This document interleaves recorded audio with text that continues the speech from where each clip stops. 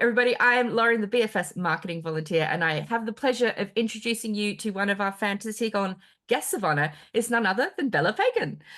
Bella Hi. helps. Hey, Bella helps to manage Tor UK, Pan Macmillan's imprint, specializing in out-of-this-world science fiction, fantasy, and horror, as well as developing Tor UK. Her role includes commissioning, editing, and publishing fantastic authors and their speculative fiction. As Tor's publisher, Bella is proud to have on her list writers making their debuts, as well as award winners and bestsellers. And before joining Tor UK, Bella commissioned science fiction and fantasy for Orbit, where she worked for almost 10 years. Bella loves plot-driven, page-turning books with relatable protagonists and rich magic systems where the reader is transported to exciting new worlds. And we are delighted to welcome her to Fantasycon in Chester in October as a guest of honor. So welcome, Bella. Thank you. Honoured. Honored. Well, on the subject of honor, you are the guest of honor. So how did you react when you were asked to be a guest of honor at FantasyCon this year? Well, I was delighted. I was surprised and delighted because editors and publishers aren't normally, dragged out from the shadows to be kind of guests of honor. And normally we're celebrating our authors. So I think I'm rather better at being, a lurker, polishing fiction in the background and the shadows. So it's feeling a bit novel to be, having the spotlight in this way. So thank you very much. Yeah. Well, this question might be a bit redundant then, given you like to be in the shadows or you're used to it. But if you had to wear something at FantasyCon to indicate you were a guest of honor, like a crown, a sash, some sort of flashing mobile device, what would it be? Well, this isn't redundant at all because I love dressing up. I'm not going to dress up at FantasyCon, just to say, but we have an annual Pan Macmillan fancy dress party Oh, that we wow. take extremely seriously. And a couple of years ago, we had the amazing theme Myths and Legends. And so obviously I had to go as Queen of the Fae. So I've actually, here's something I prepared earlier that was part of my costume. Oh, that is amazing. This is the Staff of Power. Mhm. I occasionally threaten to bring it to acquisitions meetings. Um, and as you can see, it's very glittery and it started life as a polystyrene ball and a broomstick. And as part of the ensemble, I also have a crown, which also lights up. Look And at so that. I'm not short of props, let's just say. Excellent. So keep an eye So out for Bella wandering the halls, resplendent in crown and scepter, as the Queen of the Fae. I'd love to, but I probably won't. But On your best behavior professionally. absolutely, Yeah. absolutely, always. Yeah. So in that case, what are you most looking forward to at FantasyCon this year? Well, I'm really looking forward to seeing authors in person because we live very virtual lives these days, and so to actually see my own authors in person is always a treat. And to see other authors from other imprints kind of talking about their favorite subjects, their expertise, both on panels and in the bar, Mhm. is the reason I go. And to catch up with old friends that I've made over the years in the community as well. So that's always a pleasure.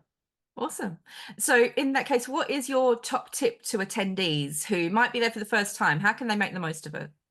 Well, I'd say study the program in advance Mhm. because everyone's looking for something different. Some people are fans and they want to see particular authors, and then some people are writers already, or they want to be writers, or they are published or want to be published. So that will decide what kind of panel events they want to go to, which authors they might want to connect to, ask questions of, and that will dictate their experience. But also, bring layers in case it's hot or cold, and carry snacks at all times because, the sugar crash is real and you never know when you might need an emergency oatcake or, a packet of peanuts. So that's my top tip. The snacks seem to be a big one. Oh, We did yeah. we did a blog post asking people their tips for making the most of FantasyCon, and snacks was the Yeah. top of everyone's list. Absolutely, yeah. Uh, We're all kind of, animals at the end of the day, and if your blood sugar goes, then you're not going to enjoy a kind of intellectual discussion about, octopi versus kind of space squid. So, you need to be on you've got your to be absolute sharp. Yeah. you've got to be prepared. Awesome. All right, Bella, let's dive a little bit into you and your background. You will be interviewed, of course, at the event. But just to whet people's appetites, can you tell me a little bit about, growing up, what was your biggest influence, your favorite TV show, book? Like, were you a genre kid? Like from birth, pretty much. The only fiction my dad reads is Lord of the Rings, and he can in fact speak Elvish and does so at every opportunity. Mhm. And everything that happens to him is an opportunity to draw a parallel between him and Lord of the Rings. For example, if the garage door is stuck, it's like, the door to the mines of the mines kind of sort of stuck, and he needs a special password, which he has to hand. So, and Talisker is Miravor, etc., etc., etc. So I didn't really have a chance particularly. And before I could read, it was read to me. Mhm. So C.S. Lewis was an early favorite.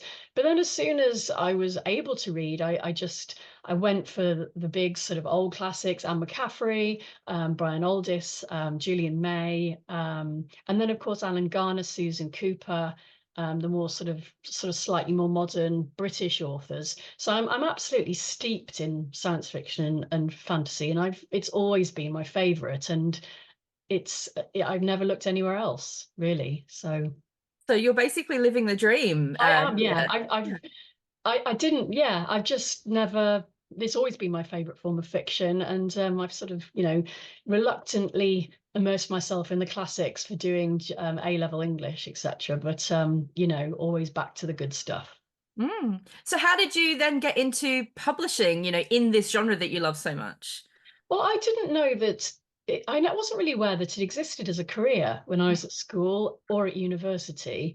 I did a law degree, and then did various things like teaching English as a foreign language. So I worked in Warsaw for a bit, and I did copy editing for people who were writing legal documents in English, and they were non-native speakers. So I sort of corrected their work.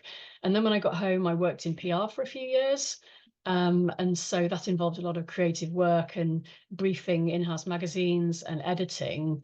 But then I actually just started doing a lot of work experience in my holidays, and then actually gave up my job to do a month and a half work experience placement. And eventually, after doing a lot of work experience placements, I managed to hear about a job, applied, and got the job, and that was Orbit.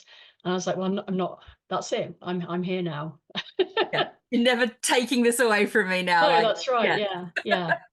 So what is life as a publisher editor in this world actually like? Are there any myths we can bust? Any sort of, shedding some light on your day to day for people? Um, well, I am working in the context of a wider publishing company. So although I specialize in science fiction and fantasy, not everyone else does. So I have to explain the dragons to people.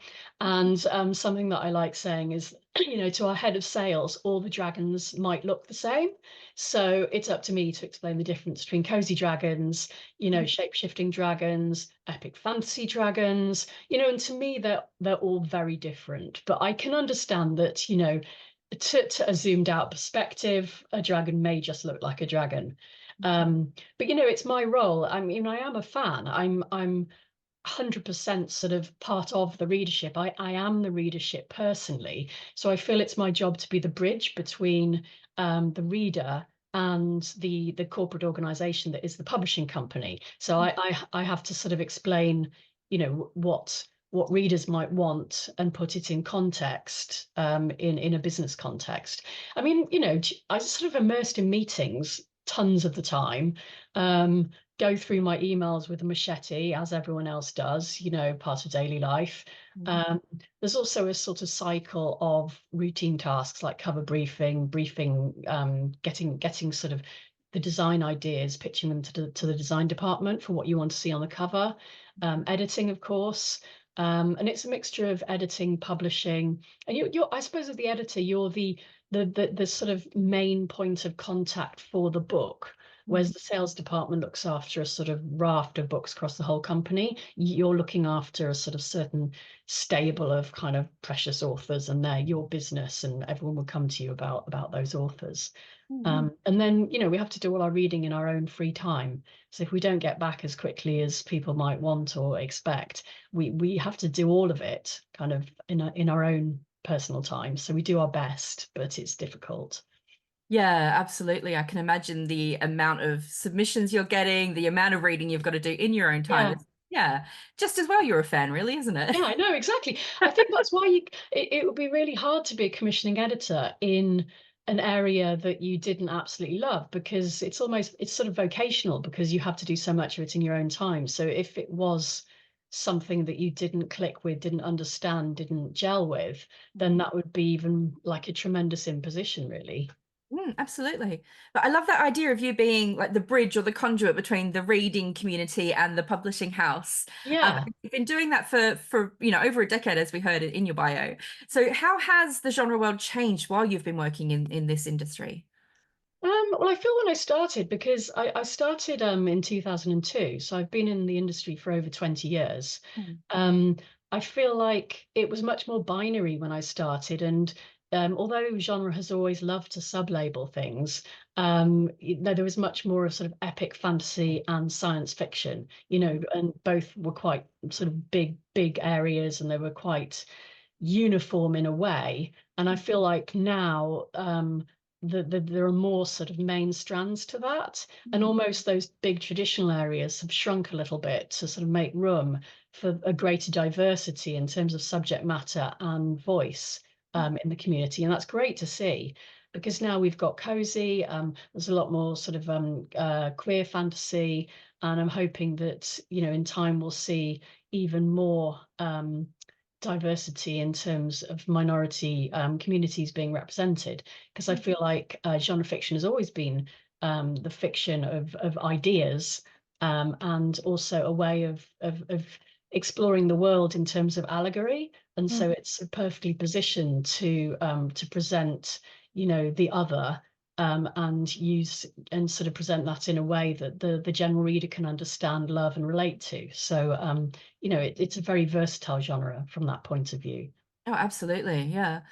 So I guess, given we are talking right now and we're talking to people who are writing things right now, probably reading as well, but this Mhm. question is less for them. What trends are you noticing right now in terms of the genre world of fantasy and sci-fi? Well, of course, romantasy, you can't you can't sort of avoid that. Yes. Um, and I think that, the surge of romantasy is perhaps getting readers that wouldn't have read in the genre area, getting readers more into the genre area.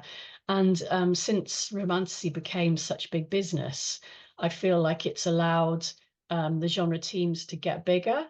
Mm. And this is a great thing, because it means we can commission more books. So I've heard it said that romantasy might be taking slots away from other readers, but I feel like, because it's brought more money into the area, it's made the teams bigger. So it's meant that we can actually commission more books Mm. rather than the reverse. Mm. Because with the smaller teams, then we're sort of limited in the slots and the opportunities that we can give to readers. So I feel like, surely it's a rising tide that raises all ships kind of situation. Mm. Cozy fantasy continues to be strong.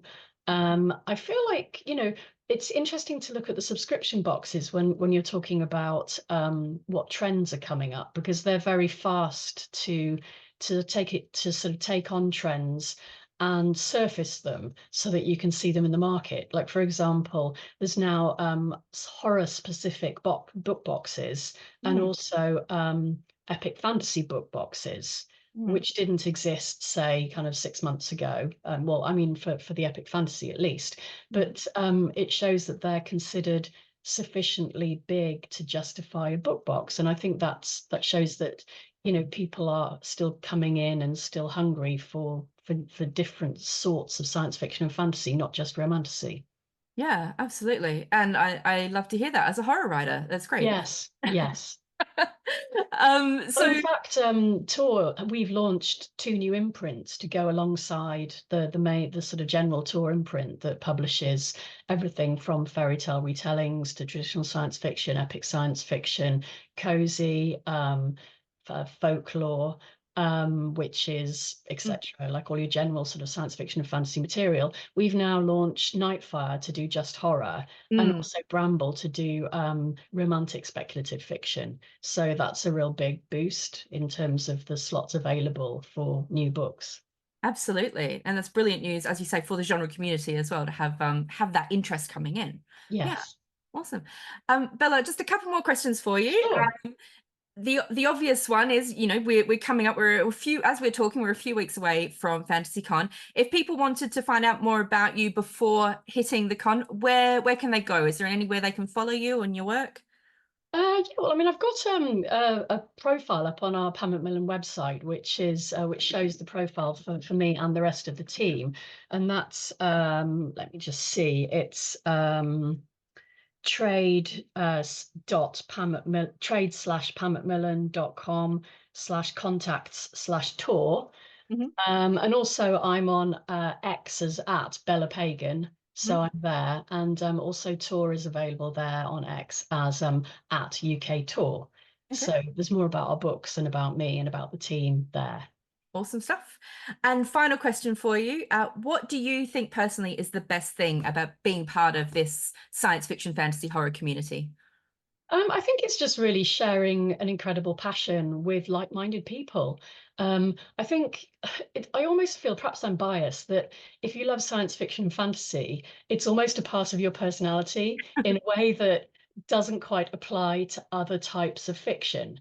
Mm, Like, I don't know if sort of crime or literary fiction people would consider themselves like, crime to the core. Like, but I feel that the science fiction and fantasy community really takes the subject to their hearts and it becomes part of them. And it's just amazing to go to a science fiction fantasy convention and meet loads of other people that feel exactly the same way. And you can talk to strangers who you've never met before about something exciting that you automatically have in common. mm. So yeah, so that's what I'm really looking forward to, and connecting with old friends and new. Yeah, Yeah, looking forward to it. absolutely. The best community in the world. Absolutely. Absolutely, 100%. Thank you. Awesome. Okay, so to those who've been watching, a reminder that FantasyCon takes place from the 11th to the 13th of October in Chester, and tickets for either the whole weekend or now just a day ticket are on sale from the BFS website. And Bella and I will see you there. So thank you very much, Bella, for your time. Thank you. See you there. Bye.